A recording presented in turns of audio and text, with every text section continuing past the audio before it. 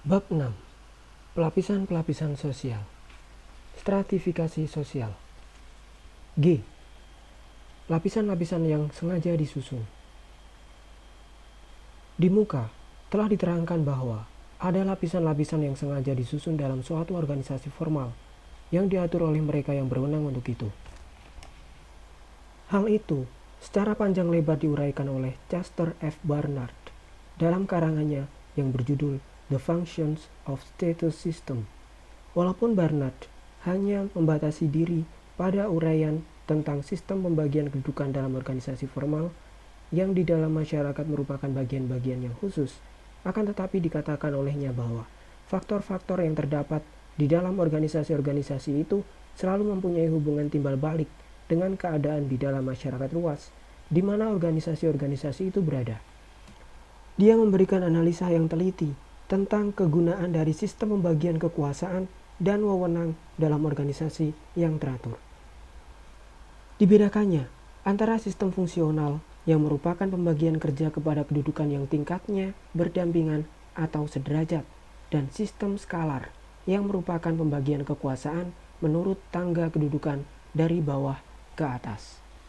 Yang menarik perhatian adalah bahwa menurut Barnard, sistem pembagian kedudukan itu pada pokoknya diperlukan secara mutlak agar organisasi tersebut dapat bergerak secara teratur untuk mencapai tujuan yang dimaksudkan oleh para penciptanya.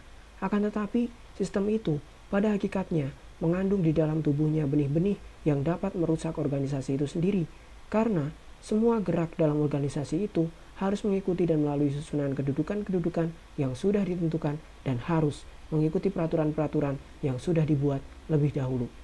Maka organisasi itu kehilangan banyak dari keluasan dan kemampuannya untuk menyesuaikan diri pada keadaan-keadaan di dalam masyarakat umum yang senantiasa berubah.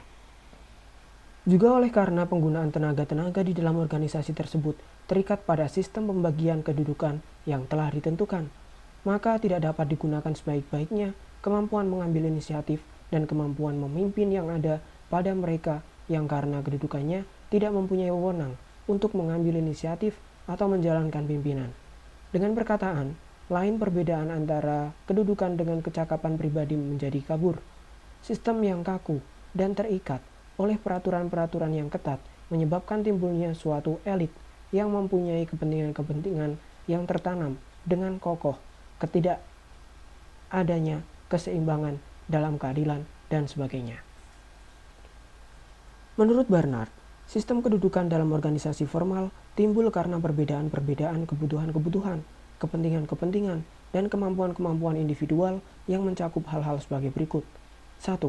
Perbedaan kemampuan dari individu. Kemampuan yang khusus dimiliki seseorang yang diakui oleh masyarakat menyebabkan yang bersangkutan memiliki kedudukan tertentu. Akan tetapi, hal ini tak perlu menyebabkan bahwa yang bersangkutan mempunyai kedudukan yang tinggi, walaupun pada umumnya seseorang yang tak mempunyai kemampuan apa-apa mempunyai kedudukan yang rendah. 2. Perbedaan-perbedaan yang menyangkut kesukaran-kesukaran untuk melakukan bermacam-macam jenis pekerjaan. 3. Perbedaan kepentingan-kepentingan masing-masing jenis pekerjaan. Suatu kedudukan tinggi dalam organisasi formal tergantung pula dari kemampuan khusus untuk mengerjakan jenis-jenis pekerjaan yang penting.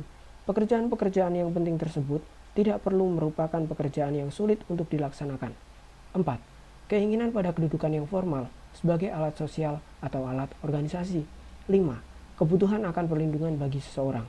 Pada sistem berlapis-lapis yang sengaja dibentuk, terdapat berbagai cara untuk menentukan atau menetapkan kedudukan seseorang, misalnya dengan upacara peresmian atau pengangkatan, pemberian lambang-lambang atau tanda-tanda kedudukan, nama-nama jabatan atau pangkat, sistem upah dan gaji yang sesuai dengan golongan jabatan atau pangkat, juga wewenang dan kekuasaan disertai pembatasan-pembatasannya dalam pelaksanaan.